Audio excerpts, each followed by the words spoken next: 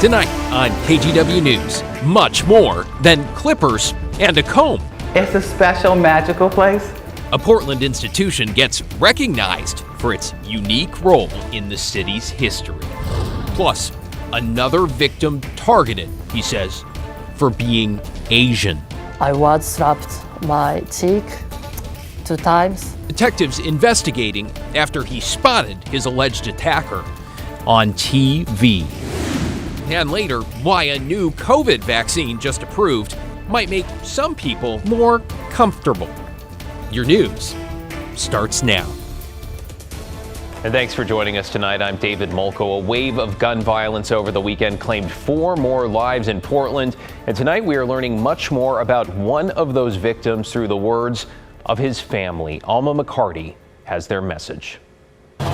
Near the corner of Southeast Powell Boulevard and 124th Avenue in Portland, in the Powellhurst-Gilbert neighborhood, the family of Aaron Falstead Martin gathered together Tuesday, taping up his picture and adding more candles and flowers to this memorial, all while trying to process the waves of grief. And I never thought in my 49 years that I would be right here. This is crazy. There's no way I should have to be here. Shalonda Falstead Martin is his wife. I know people get on these cameras and swear up and down, oh, their family member was the best. No, he wasn't perfect, but he was a good person, and he didn't deserve nothing that happened to him. Portland police say the 44-year-old father was shot and killed last Friday. Family tells us they set up his memorial in the place officers found his body. Just need these detectives to do their job. Like, really, really do their job. Because to me, when our black man is getting killed, they don't care. They do not care.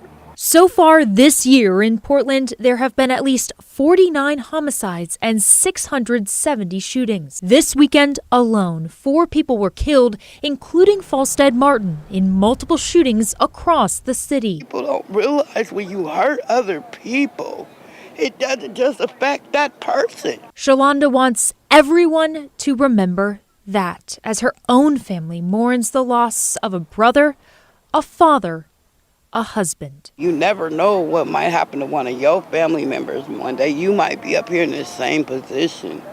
So you should think before you react. People need to think long and hard before they make the choices that they make. While PPB ruled his death a homicide, they have not released any information about a suspect at this time. Such a heartfelt message tonight. Thank you, Alma.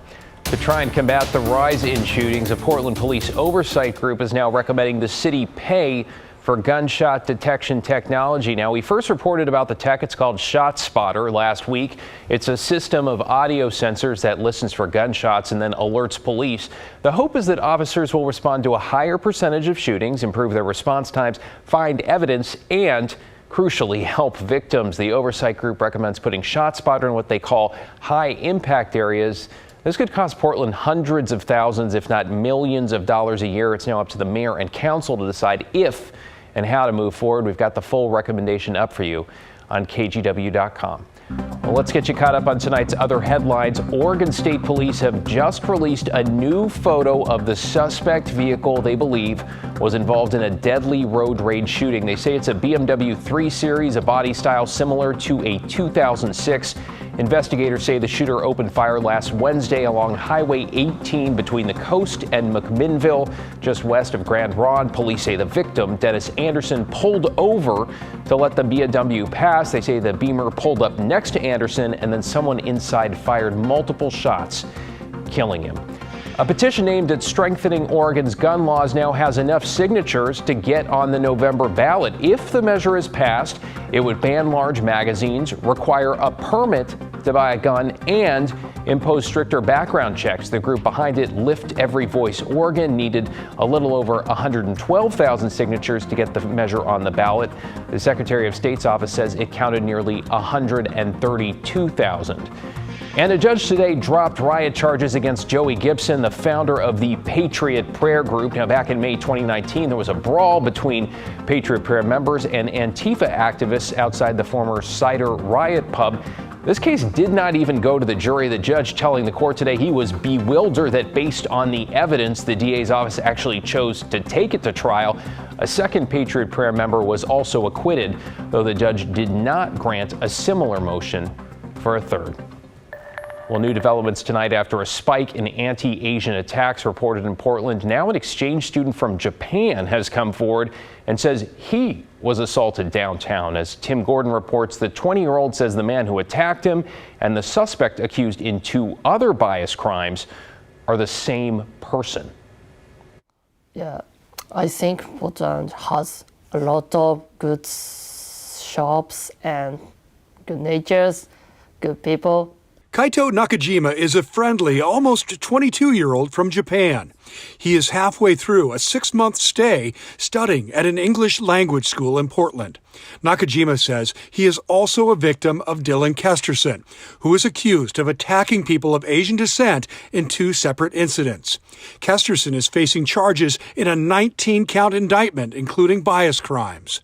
Nakajima says it was Kesterson who approached him near the Safeway store at Southwest 10th and Jefferson back on June 25th.